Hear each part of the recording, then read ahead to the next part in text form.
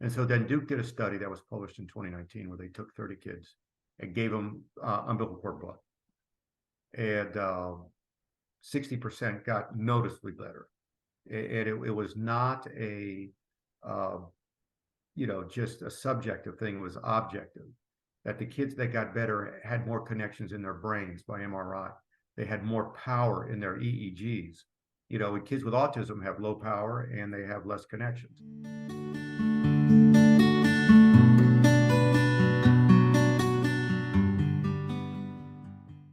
Hi, welcome back to Mother's Guide Through Autism podcast.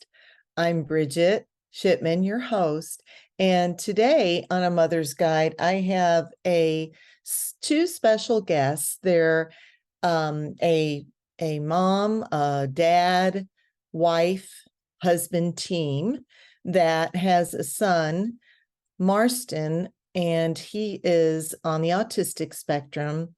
And this episode is all about their story, their book, and all the wonderful resources that they share in this episode.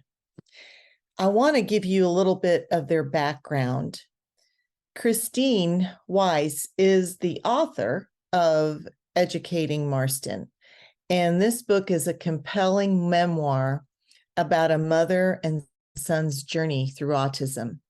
Chris was born in Haverhill, Massachusetts, and she's passionate about helping parents and children on the autism spectrum. She graduated from Clearwater High School and Florida State University with a bachelor's of science in food and nutrition, as well as a minor in chemistry. Dr. Eric Weiss is the co-author of Educating Marston. Dr. Weiss practices all aspects of plastic surgery, including breast reconstruction. He has recently incorporated the umbilical cord blood stem cells into his practice after seeing the incredible healing properties in his son, Marston. He was born in Brunswick, Maine, and he spent his early childhood in Florida. His father was a physician and mother was a psychologist. Both with busy practices, Dr. Weiss graduated magna cum laude from Davidson College with a special attainment in chemistry. And he also attended Duke University Medical School. Enjoy this episode, and I am honored to have Dr. Eric Weiss and Chris Weiss on our show. I am very excited to have Eric and Christine on A Mother's Guide. We've done a little chatting before we began. You've already heard their bio, so you know pretty much about their what they do, a little bit about their story, why they're visiting on A Mother's Guide Through Autism. So as you know, we focus on knowledge, hope, and inspiration. So I am sure we will check all those boxes today. So welcome. Thank you for having us. We're excited. Yes, great. So as I do typically, I would like to begin just with your personal journey with autism, what you want to share about your story, how we got to this moment, really. Well, our second son, Marston, was probably diagnosed at 16 months. I really actually knew something was wrong. My oldest son is quite smart, and he hit all the boxes early, so I really think that was an indication for me. Otherwise, if I probably had Marston first, I probably would have waited longer. So I was key on seeing things that weren't, he wasn't hitting his milestones. And I think also, if I interject, that Chris has a special needs sister, so she grew up in a household around the special needs child and the care and the comfort. And so I think that keyed her mind in early. Yeah, and I think that really helped me and I'm a doer, I'm an investigator, I'm a researcher. And so I really never focused on the diagnosis. I focused on, okay, I'm a dietitian, I know nutrition, I know how to heal his gut. So I just, basically, pulled up my boots and researched and got in there and, did everything I possibly could. I mean, a mother is the best detective for her child. And so I really think for my journey, it not only helped me, it helped our family. And, we got to, stem cells, which really helped our son.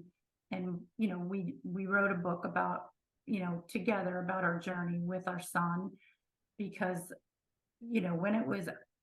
when I got to when he was older, I said, I did this during a time when there wasn't, the internet, there wasn't all this. And I just thought, I'm ahead of this and I want to help everyone behind me, and I know how hard it is struggling, you know, like, there were days where you couldn't get out of bed and there were days where you didn't know where to turn. So I never want anyone to feel like that. So I'm not a writer. I mean, I was a chemistry and nutrition major. So I took copious amounts of notes and I just said, what can I do with these? I got to help the next person. So that's why we wrote our book. That's why we're here.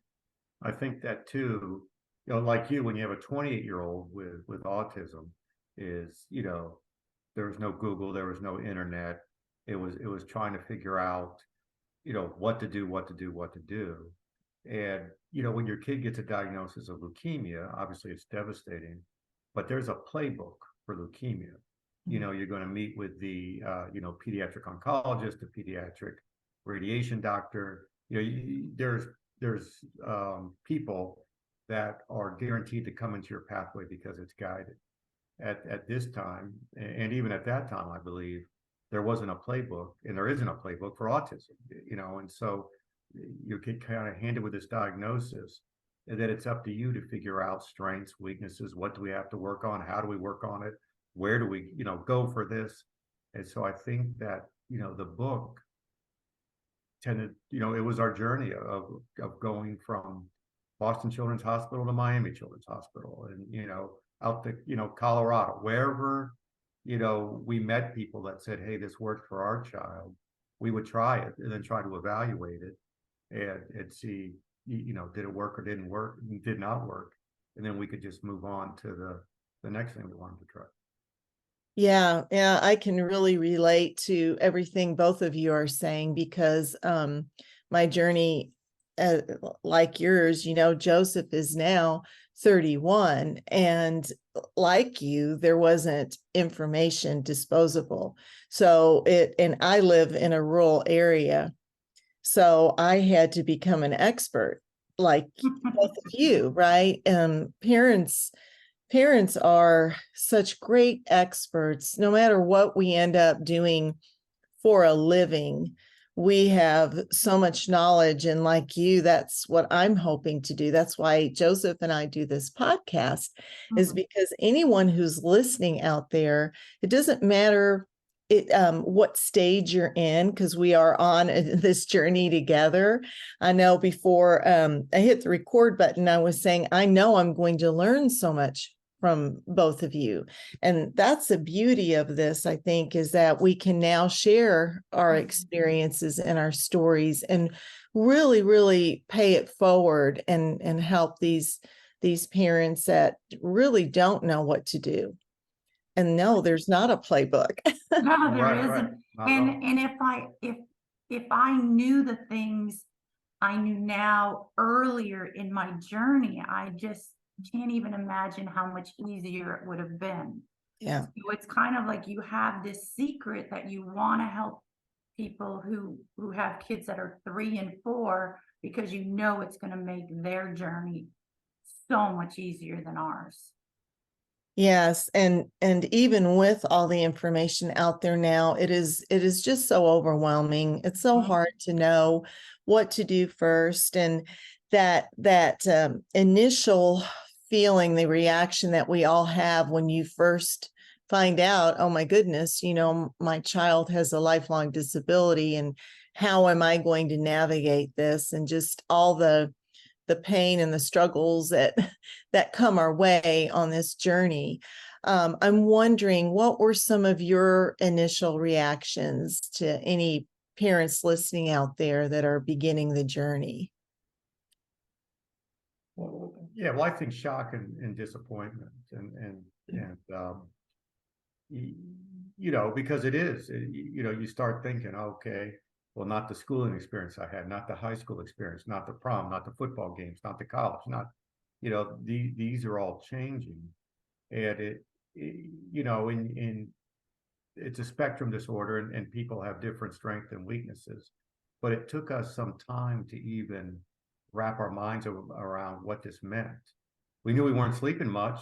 We knew that, that we had issues, and that, we didn't want, his needs to come between us. We wanted to be on the same page on how to help. And I think that, we were a good team.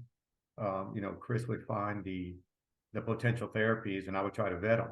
Why does this make sense? Does it work? Does it not work? Who can we talk to? And then try to, at 2 months, 3 months, 4 months, try to figure out, is it helping or is it not helping? And if it's not, we tried to move on. But your initial, and I don't want to dramatize it, but it's almost like having the death of a child, or the death of who you thought your child could become. So Yeah. it's very, it's an emotional impact that is devastating. It is, and it's tough to, as parents, the first thing we all want to do is find a way to help our child. And along the way, I coach a lot of moms, we forget about taking care of ourselves. And that initial reaction, I think, is very much like a death. I think I know for me, I call them life tsunamis. It was my personal first life tsunami, where, it was a on your knees moment. Right. And I think the support that we can get from each other, and just doing what we're doing, right? Doing our part, figuring things out for our kids, and then sharing it with other parents, I think is just so great. I think for me, I said every day I would kind of have my pity party to myself. So I would go into my, I'm a tubby girl, so I would go in and take a bath, and that was like my 20 minutes of, I'm gonna just cry, do whatever I can to, emotionally get this out. And then I would collect myself, and then I would go forward, because I didn't want to devastate my family and make them think that I was not capable of handling that, because I'm a mother to a special needs child, and I'm also a sibling. So I'm a sister. And I know that as a sibling, you get hurt a lot, where because your mom she can't do everything. And so someone gets a short stick.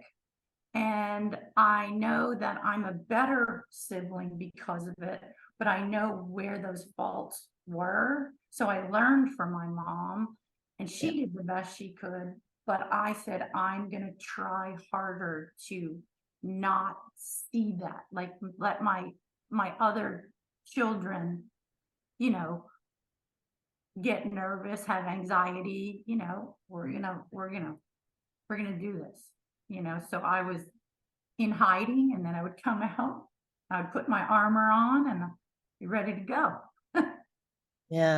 Yeah, that's very wise, that you took that experience, because I know that I have my youngest son, feels like a lot of times that he is in charge or responsible, or all those things that come with being a sibling. And it is part of the journey, as much as we wish it wasn't. It is. Our 2 other sons already said that, we wouldn't marry a girl, who didn't embrace Marston. Oh, Right. That's because beautiful. they know that that's part of who they are. Yeah. You know, we don't want them to carry too much of a load, but we want them to be knowledgeable about what, what it entails. Right. Yeah. You become a better person too. I mean, as a sibling, there's goodness in it too. I mean, I am so much more compassionate probably than I ever would have been. I, see things that other people don't see. I just think as a whole, I'm better for Marston and from my sister. Yeah, I think that's beautiful. I know for me, I say all the time, because I'm an educator, and I told my son Joseph, you've been my best teacher in my life, and I believe that's true for my younger son as well. And they do complement each other. He's Joseph's biggest cheerleader, and so it does make you a better person to have this life experience, as hard as it is. 100%. Yeah. 100%. I know that parents are listening out there, and doesn't, like I said, I'm still learning and helping Joseph navigate his life when he calls on me now. So we've shifted a little bit. He says I'm his tour guide of life. I'm his tour guide. I love So that. I try to help him around. I love And so there's so many things. What were some of the initial therapies that you tried that you think really are worth mentioning for our listeners? Well, one of the things I really think helped was Tomatis. It was a listening therapy it was discovered by Alfred Tomatis, and he was a physician. I don't even know in what ENT doctor. But in what era was he? Like the 1800s? No. He was probably the 20s, 30s, 40s. There's still people who were trained by him who are still alive. Right. So I found someone who had been trained, I wanted a disciple, so I wanted the next level. So I could tell that Marston would hear things and commands, but it just kind of was like not registering. And I thought, what is that? So I started researching, and I found out about this therapy, and it was 8 weeks. Yeah, it was very interesting, for auditory processing, and they use it in people who have strokes and other things, Even there was an attorney there who couldn't pass the bar, and so they used this therapy, and the person passed the bar. So yeah, is that similar? I'm sorry. Go ahead and just like give a little synopsis. Oh, yeah. It's about hearing your own voice, hearing music, but they could just have you listen to a violin until you can follow the melody. Then they add in another instrument, then another instrument, then another instrument.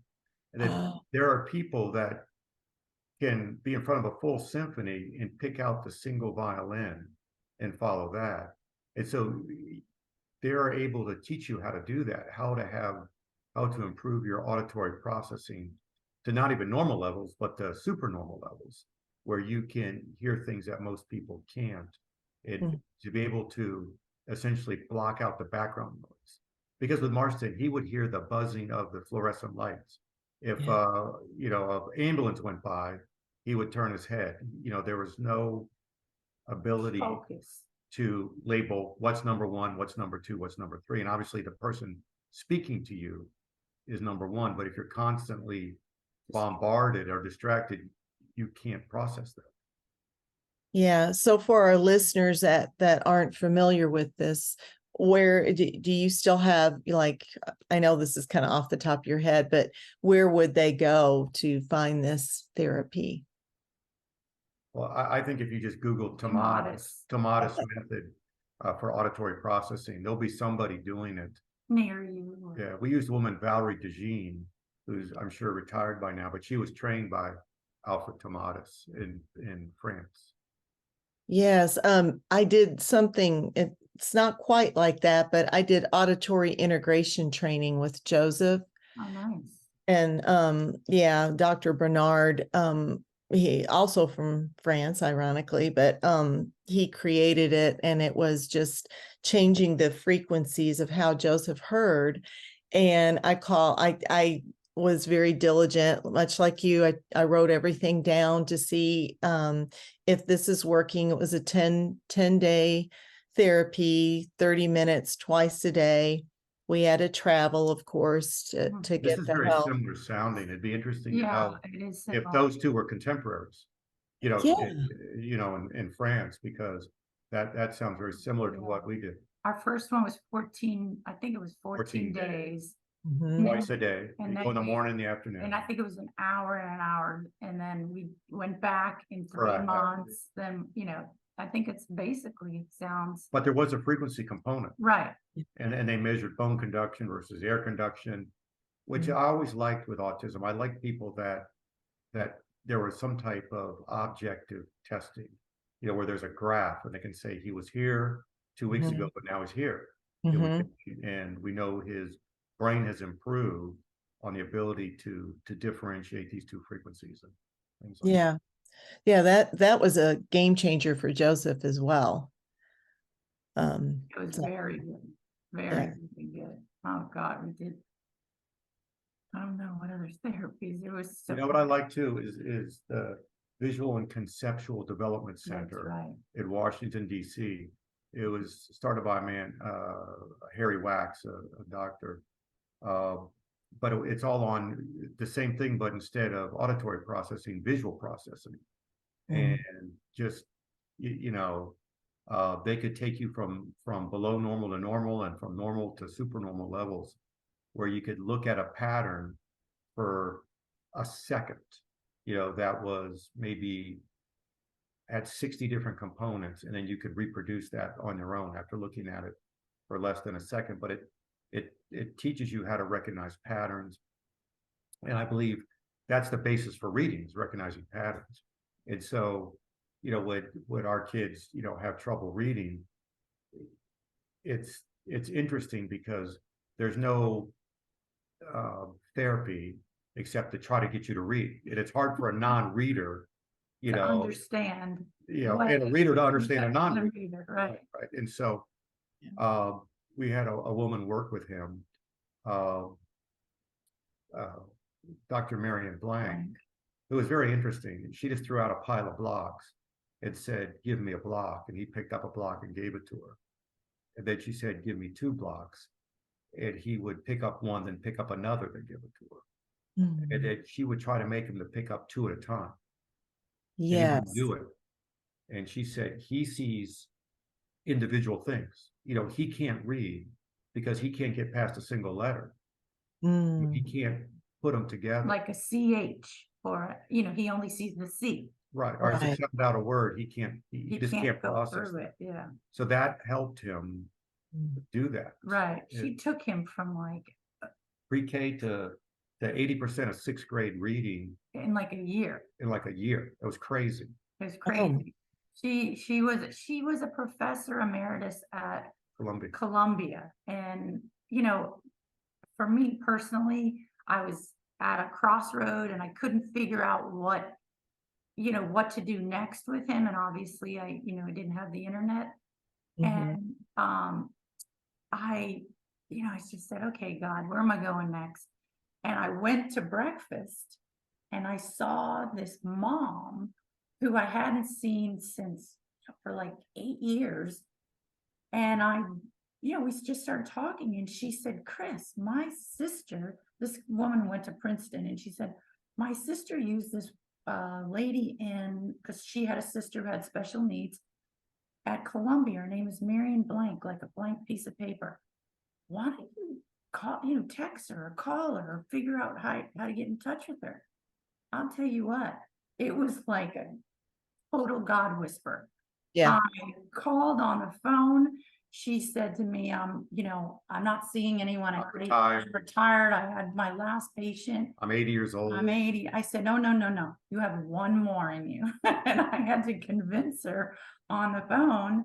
And I told her, that I had run into this woman, and she said, oh yeah, I remember, I remember her, blah, blah, blah. And we got in, and she was a game changer. It was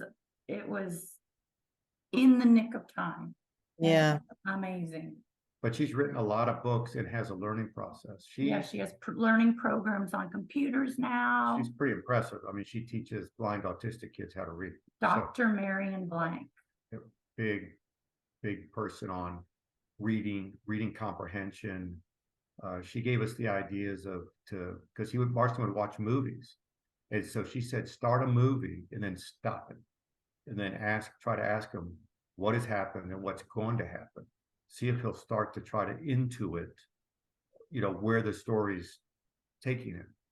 And that was very, very interesting, because she said that's the building blocks of reading. And telling the story. It's telling a story and retention.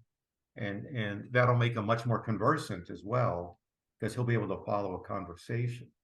And so she just a lot of tricks that she's picked up over, 65 years of education, or in education. Mm-hmm.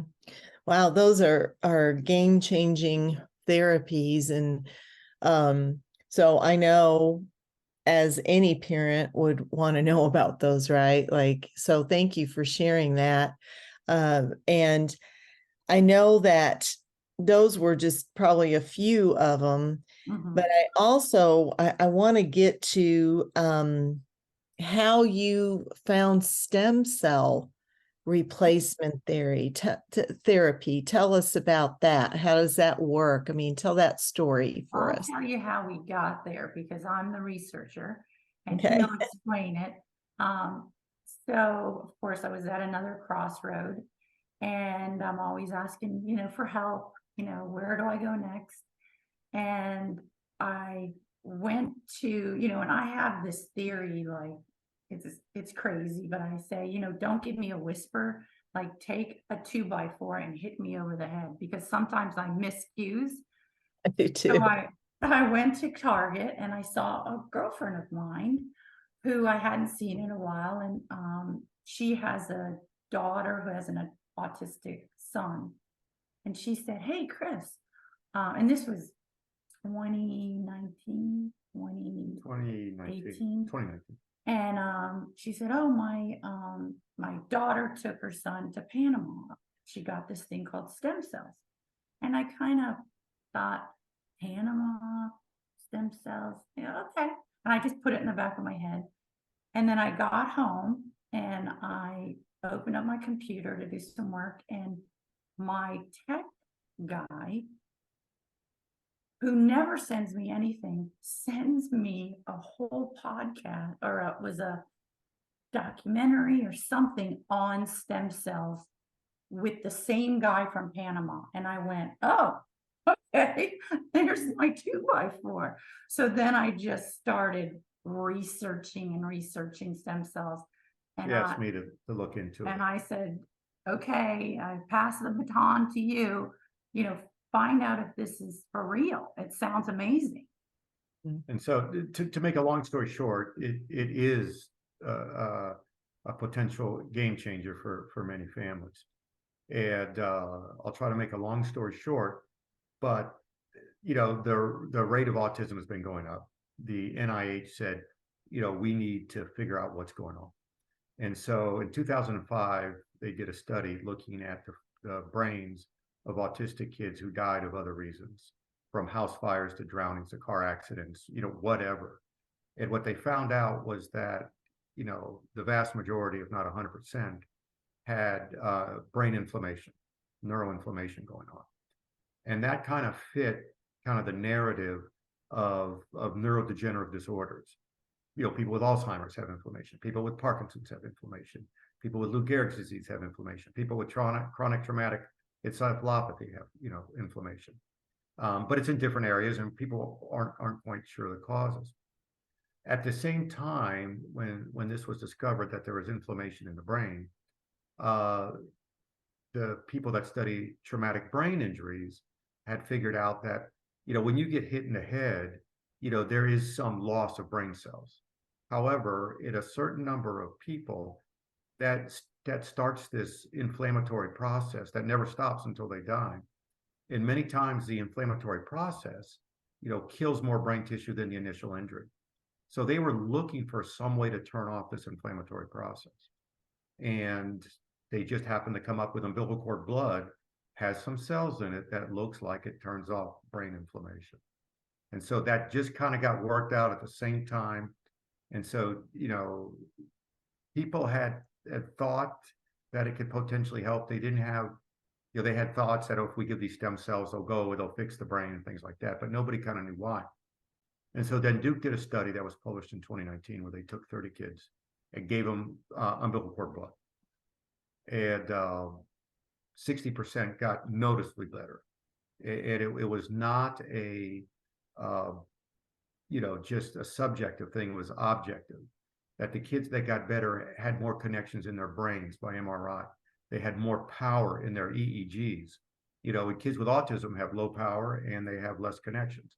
So it was and there were some other studies, but it was the first time that they found out that what was going on in the brain. They gave something that actively had the brain changed in a positive direction. And so then this kicked off this research. The cell that everybody talks about is something called the MSC, or the mesenchymal stem cell. And it looks like the mesenchymal stem cell has the ability to read inflammatory markers in your body, migrate through the blood-brain barrier to that area, and not only turn off brain inflammation, but turn on brain restoration, where it causes new growth and new connections and more power. And so it's a dual-edged thing. It doesn't just turn off the badness, it turns on goodness. And so, of course, what happened at the end of 2019 was the global pandemic and all this stuff happened. So research is just, jumping in on it. And so it's been amazing, and it's not all good news. There was a big phase 2 study done by Duke. And they thought they were going to have all this, great results of taking 160 or 180 kids, I believe. But there was no difference in the kids that got it and the kids that got the placebo.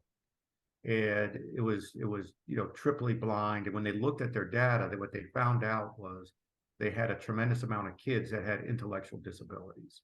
Because, when Duke says we're opening up a study, people send them their patients, and they got, kind of the worst of the worst. So, but when they looked at IQ, the kids with IQs of 70 and above, and 70 is a pretty low IQ, that's 3 standard deviations below the mean, they did do better as a group. But there were so many kids with disabilities, IQs below 60, that they kind of shaded the stuff. And so now people are trying to figure out, who responds, who doesn't respond. But umbilical cord blood and stem cells are new to autism, but they're not new to medicine. It's been given for over 60 years. There's 80 different diseases that are treated with this. It's extremely safe. The safety profile is amazing, and it has the potential to benefit. The only problem is it doesn't benefit everybody. But I do believe as research catches up, they'll figure that out. Yeah, I mean, wow, what great amount of hope this offers, on this journey to anyone who's listening. It's just, I can just feel it. And so you have now taken this research and you've incorporated into your medical practice. Correct. And so, we gave our son stem cells by a doctor in Chicago. Okay. He was 20 at the time. I'd say he's 21. 19 or 20. And we saw, an immediate, it was crazy. It was like a wool, someone had pulled the veil back and he was seeing in Technicolor. And, we regrouped. We thought, oh my God, this is amazing. And he actually said, Eric, you're a doctor, you can do this. And so when I got back, I said, you you were just handed this, and I really think you need to like stop operating on Fridays and do this for autism. I mean, at the end of your life, are you really going to be happy that you're doing, 3 more cosmetic surgeries, or are you going to be happy that you helped all these people that are the same as us and you saw what we struggled through? So as a couple, we decided, you know what, we're going to take this on. We're going to do, we're not going to advertise because this is not our, we're trying to do this as cost effective because it's very expensive as possible, just to cover our overhead, and our money to live really comes from the other part of our practice. So we said, we'll do this on Fridays, we'll do this for autism, and we'll see how it goes. And we have only done it for a year and a half. Yeah, and we probably treated 150 kids. And maybe. we've seen miracles. It's crazy. Like, there are some people who haven't responded, but there are people that their child hasn't been potty trained. They don't talk. They come back the second time to get stem cells, and they're like, a week later, they are talking. They're potty trained. They're interacting with their siblings. We know that's not therapy. It can't happen in a week.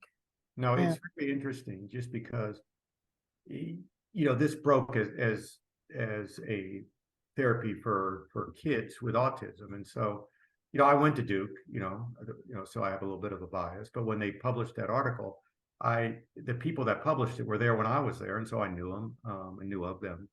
And so I called them and they said, we're seeing amazing things, Eric. But I go, when can I get my kid in? They said, well, he's too old. And I go, well, why is he too old? And they said, just because we decided we're not treating anybody over 8 years old. And I go, do you think he won't benefit? And they go, we think he'll benefit. We've just decided not to do anybody over 8. Protocol. That's their protocol. So then I go, okay, well, maybe it's Panama. I call Panama and they say, no, we don't treat anybody over the age of 18. And I go, why? Do you have any data which said anybody over 18 wouldn't benefit? And they go, no, we don't have any data. We just think that's our protocol.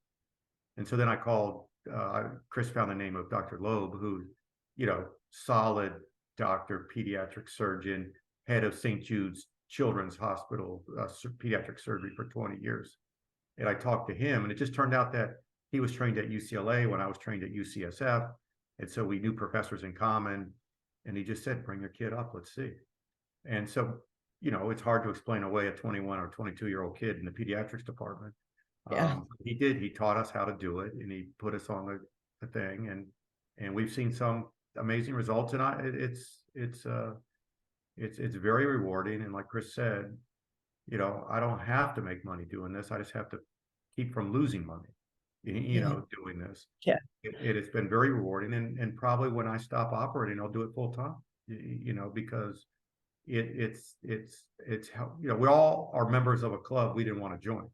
And I want to help my club members as much as I can, and I think that, I really do believe this will be probably the most important discovery since antibiotics of the healing properties of this umbilical cord blood, which is thrown away a million times a day. I mean, that's the craziest part of it, is that it's medical waste. We throw these come from a live, healthy birth. Yeah, it's not fetal stem cells. These are from live, healthy birth. Right, it's a live, healthy birth. They cut the umbilical cord, and usually they throw it in medical waste.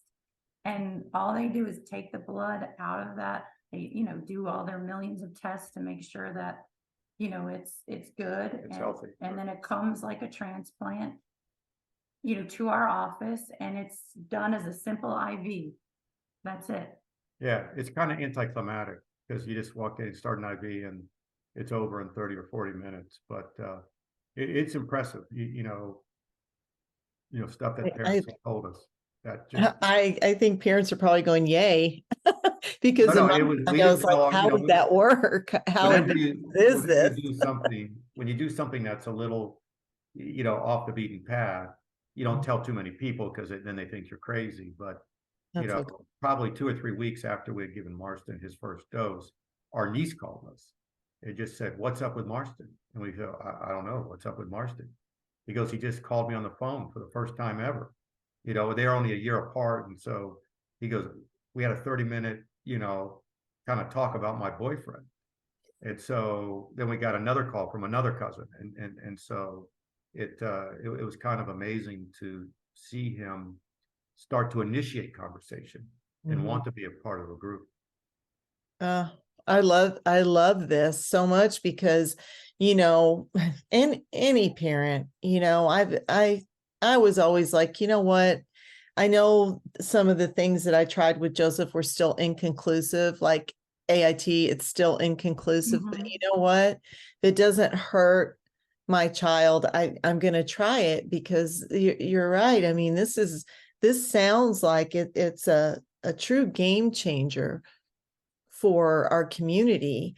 And my hunch is that you're going to have a lot of families trying to get on. Do you have a waiting list? I mean, how does it work? Because we're going to want to know how to do this. Well, we just, started. And so I hired some more people because I think it is going to ramp up. I mean, we've had people, I had somebody last week who came from Zambia, Africa. And I've had people from Europe and people from the Middle East and, Canada and San Francisco and everything in between. So, there's the website is North Florida Stem Cells, or they can just Google my name, Eric Weiss. Uh, and then, contact the office or send us an email, and then we'll respond. And then I usually, as of now, I call everybody. I talk to every single person who's interested, because I want them to know that I'm an ethical guy. All the ethics that are in my surgical practice, and Mhm. I explain the process and why it should work. There's an animal model now for autism. Most people don't know there's a mouse strain that they can make autistic, and when they make them autistic and then give them the umbilical cord blood, they get better too. So most people, don't know that. So I explain that, and I try to be, as helpful. And then if it's something they want to do, then I'm more than happy to help them do it. Because a lot of people don't want to go to Panama. They rather see, some solid studies. I can send them to Duke studies. Go ahead. Well, I think that it's not like they don't want to go.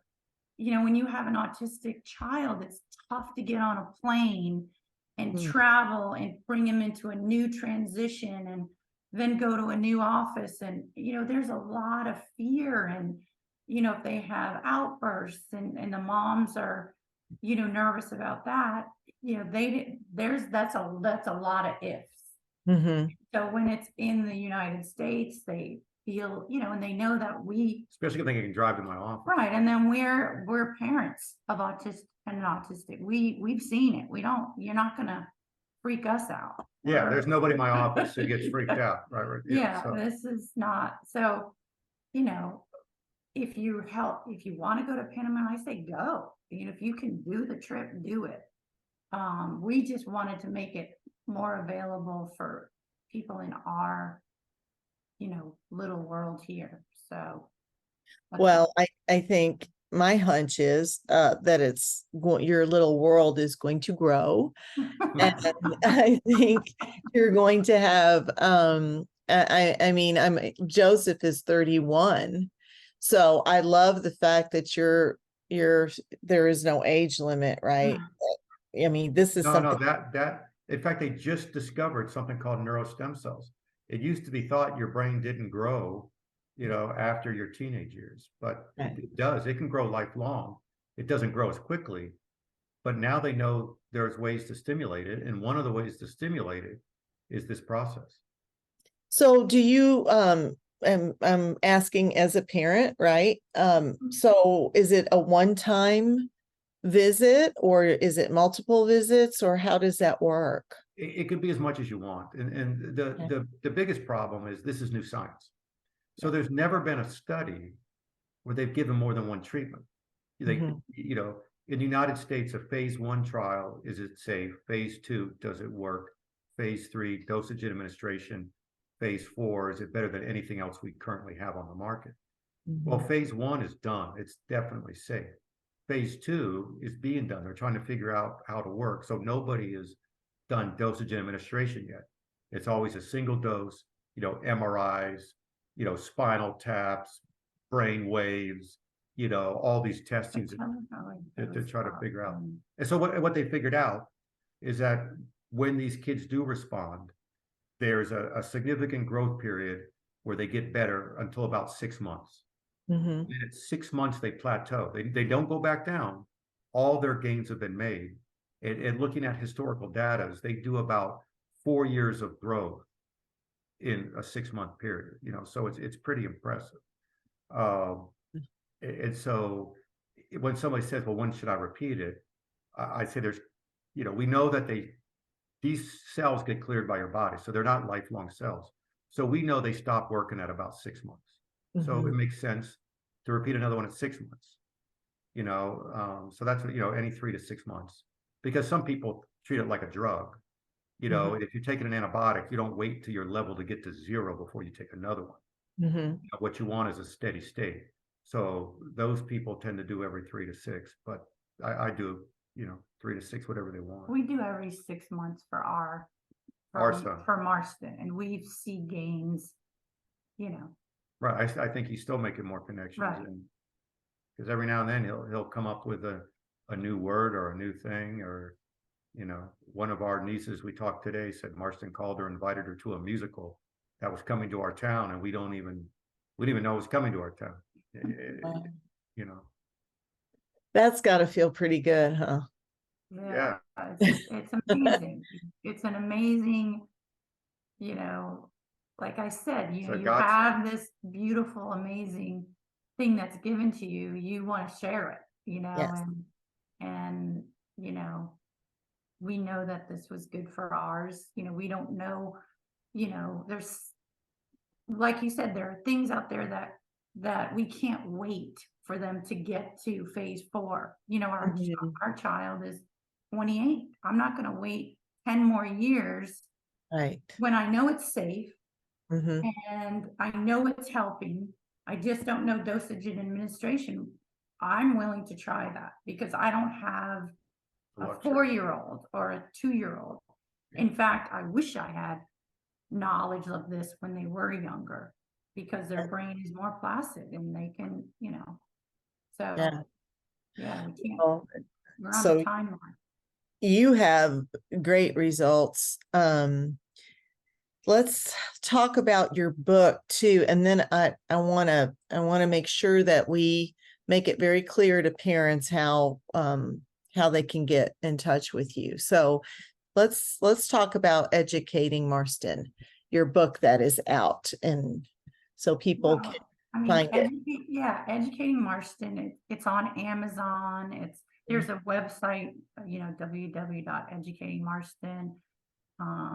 It's on a bunch of like Barnes and all everywhere. Okay. And it's really just my story of, in 3 of the most important chapters. I always say there's 3 chapters on stem cells that Eric wrote. And, I kind of made him make it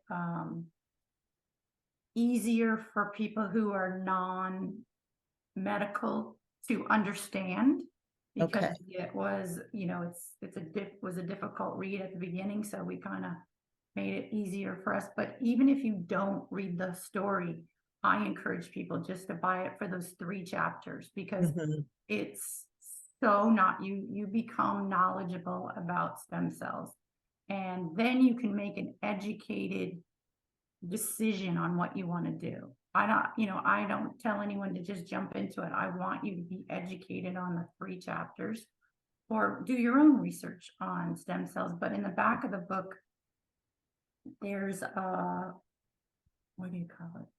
Research chat? No, Yeah, like footnotes. footnotes on everything I did with Marston, from hyperbaric to tomatis to, and each one I have the website, who to contact. So you could just use that as your, oh, he has visual problems, he has auditory problems, you can go and find, and you can just go on Google and start doing your own research. Mhm. So, No, but it's a good, compelling book. I think it's it's a good book on motherhood and resilience and leaving no one behind and all that, as well as kind of a playbook. It's what we did that worked, what we did that didn't work, why we didn't think it worked for us, and things like that. So, as a mom of an autistic child, I don't think you have a lot of leisurely reading. Mhm. So maybe you skip to the end and get the raw data. But on the other hand, I think a lot of people will find it inspirational. I think Chris wrote a great book. Yeah, it sounds like you really both are just a great team. You complement each other well. And so I'm thankful that you all have created this book on behalf of all parents and anyone who really wants to know, like, what am I going to do? I really, it's so overwhelming. So on behalf of everyone, thank you so much for doing all this work and taking the time to share it. I think it's a real game changer. I, for one, am going to be buying your book Thank you. Thank you. like Here's, now. can I add one more thing? Yeah, In of there, course. there's a website called Autism Navigator, Oh, this is, yeah.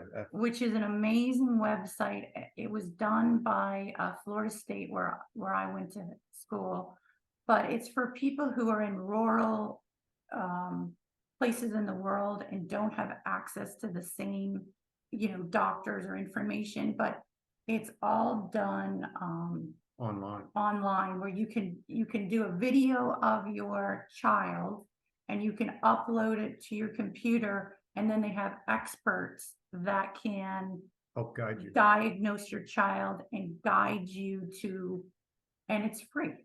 It's from Dr. Weathersby, who is a leading doctor in early intervention and early diagnosis. About 6 months. She was Yeah. the first person to do. At 6 months. So anybody can do it. It's autismnavigator.com. You could just follow along, but they'll assign you somebody, and then you can upload videos of your child and answer questions and get, help on how they would proceed if you were, their patient. And there's a lot of stuff online, but it was made for people that don't have the same access to care that Right. you might have in a big city. I think that is such great information because, I constantly have parents asking me for resources, information, and I was not aware of that. So thank you for sharing that. That'll be a great resource. That would be a good person for you to interview, Dr. Weathersby. Okay. Because she was right there on the leading edge of early intervention, early diagnosis. Yeah, she's amazing. She's a nice woman, yeah. Well, I hope we can connect because I would love to have her. Yeah, she's great. Yeah. Before we go, and of course, I'm going to be sharing how folks can get in touch with you, but is there any advice or anything that you want to mention for our listeners before we go? Don't stop researching. There's new stuff coming out all the time. Don't give up. Don't give up. Life's a marathon. It's not a sprint. And things are coming. Things are coming, around the pike that, you could only dream of, I believe. So. Yeah. Well, this has been just really outstanding information. And I had a feeling that it was going to be. I told you I was going to learn a lot from you too. And I did, and I'm pretty sure anyone listening is going to feel the same way. So on behalf of everyone, thank you so much for being on A Mother's Guide Through Autism. And hopefully, I would like to follow you, and maybe you can come back and update us and let us know. We would love that. We would love that. Okay. And I will hold you to that because I would love to have you back. It's been so helpful. So if our listeners, everyone out there who thought that this episode was beneficial, please like and subscribe to A Mother's Guide Through Autism and help Joseph and I spread knowledge, hope, and inspiration. I'll see you in the next episode.